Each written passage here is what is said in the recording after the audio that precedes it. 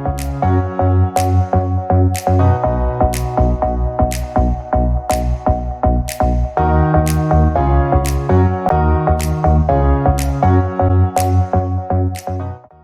à tous et bienvenue dans notre premier épisode de notre podcast présenté par INUP Market & Com. Aujourd'hui, nous recevons Rachel Lapère, fondatrice de l'agence et consultante en stratégie digitale, marketing et communication depuis maintenant plus de 28 ans. À travers ce podcast, elle nous expliquera pourquoi il est important de mettre en place une stratégie de marketing digital pour développer son entreprise. Rachel, pouvez-vous nous dire quelques mots de plus sur vous et votre parcours ? Oui, bien sûr. Bonjour à tous. Alors en effet, cela fait plus de 28 ans que je baigne dans le marketing, à proprement parler. Alors le marketing sous toutes ses formes, du marketing stratégique au marketing digital, en passant par le marketing opérationnel et le marketing relationnel. Alors oui, vous avez compris, le marketing chez moi, c'est une vraie passion. D'une part, il y a une dimension psychologique que j'apprécie tant dans l'étude de la cible de mes clients, afin de trouver les bons mots, ceux qui vont la toucher pour la faire réagir, qu'à travers aussi l'approche que j'ai auprès de mes propres clients. J'adore les connaître. Apprendre à les connaître est un incontournable pour moi, auquel je tiens beaucoup pour pouvoir faire leur logo, leur site internet, à leur image et à leur mentalité. Et ça, j'adore ça, vraiment. Avant toute autre chose, pouvez-vous nous définir brièvement ce qu'est le marketing digital ? Déjà, dans un premier temps, il est important de se rappeler ce qu'est le marketing. Alors, sans rentrer dans le détail, du haut de mon expérience, de mes 28 années d'expérience et de recul, le marketing vise à motiver l'acte d'achat. Et pour cela, il va utiliser un ensemble d'outils pour déjà étudier la cible, mais aussi influencer ses besoins et comportements. Eh bien, le marketing digital utilise des outils et des techniques numériques pour toucher et influencer une cible bien définie sur Internet. Quelle différence entre le marketing traditionnel et le marketing digital ? Et finalement, est-il possible de les utiliser l'un sans l'autre ? Eh bien, ce qu'ils ont déjà en commun, c'est le terme marketing. Comme je l'ai dit juste avant, ils visent à influencer le comportement d'achat d'une cible déterminée. Ils ont le même objectif. Par contre, ce qui varie, ce sont les techniques. D'un côté, le marketing traditionnel va aller chercher le consommateur. Autrement dit, c'est l'entreprise qui va chercher le client, l'interpeller. C'est ce qu'on appelle l'outbound marketing. Cette technique utilise des médias comme la radio, les journaux, globalement la presse écrite pour résumer, mais aussi la télévision et les affiches publicitaires. Vous l'aurez compris, ce ciblage sera plus local. Par contre, cela implique des coûts plus élevés et il sera difficile de mesurer le retour sur investissement.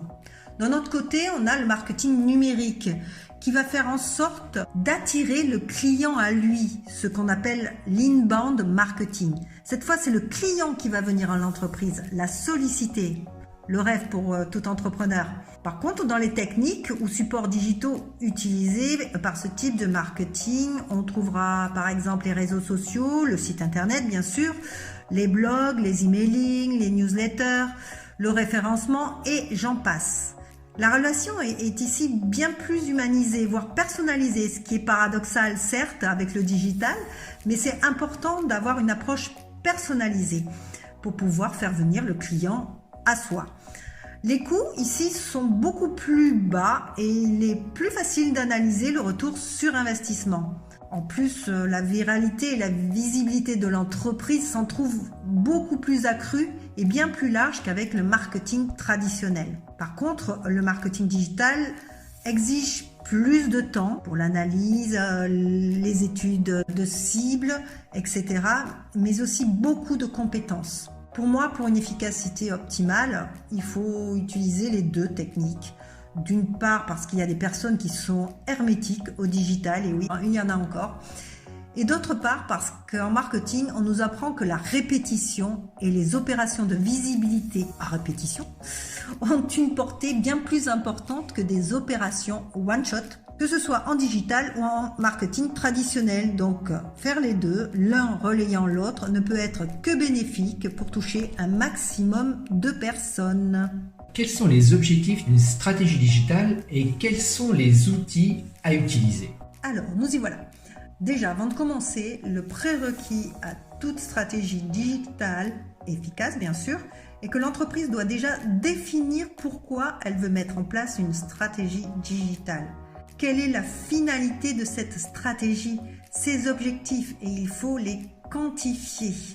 Et en fonction des objectifs, une stratégie sur mesure et adaptée doit être mise en place. En plus, l'avantage de connaître les objectifs, c'est de pouvoir, et de les quantifier bien sûr, mais c'est de pouvoir analyser les chiffres plus facilement dans la durée pour pouvoir ajuster cette stratégie à tout moment si les chiffres ne sont pas concluants.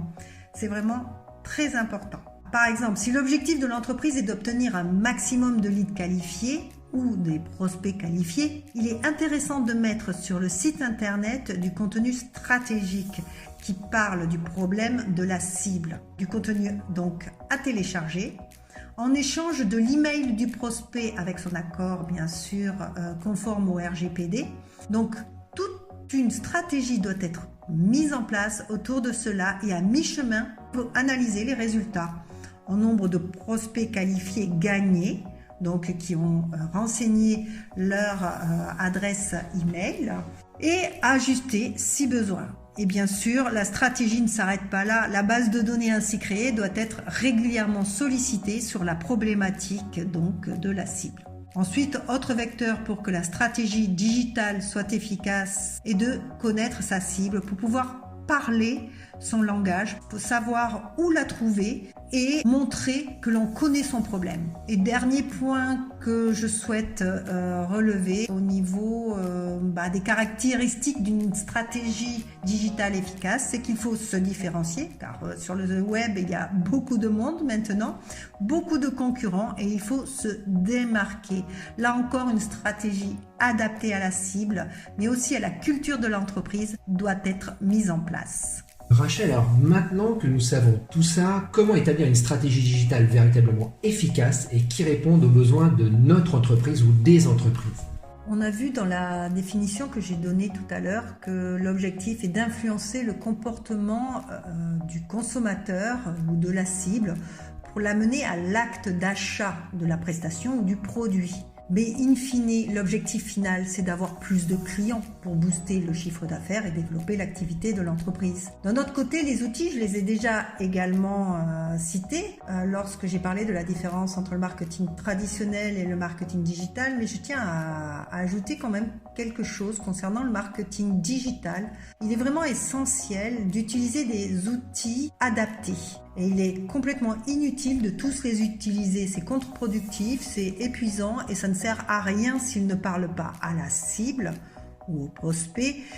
Par exemple, s'il ne se trouve pas là où on veut communiquer, leur parler, par exemple dans les réseaux sociaux, inutile de choisir tous les réseaux sociaux si votre cible ne s'y trouve pas. Donc concrètement, il ne faut pas aller sur Snapchat si vous ciblez des financiers. C'est un exemple parmi tant d'autres. Mais c'est vraiment important, c'est contre-productif et ça ne sert à rien. À qui faire appel pour une stratégie de marketing digital au top? Pour qu'une stratégie soit efficace, il ne faut pas perdre de temps et faire appel à un professionnel du marketing digital. Il saura utiliser efficacement les outils, mais de façon adaptée et optimale parce qu'il a testé, retesté et approuvé maintes fois les outils, il sait ce qui marche pour telle ou telle cible. L'incontournable pour moi est que ce professionnel soit également un expert du marketing, de la relation client et de l'identité de marque, comme nous le sommes chez InUp Market & Com. Et de mon côté, personnellement, grâce à mes 28 années de métier, je comprends vite les besoins, les problèmes et je trouve vite les solutions. Et d'ailleurs, même quand je les trouve pas tout de suite, j'adore en fait enquêter, trouver des solutions à chaque problème. Il est clair que j'ai vu tellement de cas, tellement de situations, tester, éprouver, approuver et rejeter certaines techniques qu'aujourd'hui, je sais exactement ce qu'il faut pour telle ou telle personne et tel ou tel cas. Merci beaucoup Rachel pour toutes ces informations. Grâce à vous, nous avons appris de nombreuses choses et espérons que nos auditeurs aussi. Nous espérons également que ce premier épisode vous aura plu. Nous vous disons à la semaine prochaine pour découvrir le prochain podcast qui donnera encore plein de conseils sur le marketing digital afin de booster votre business.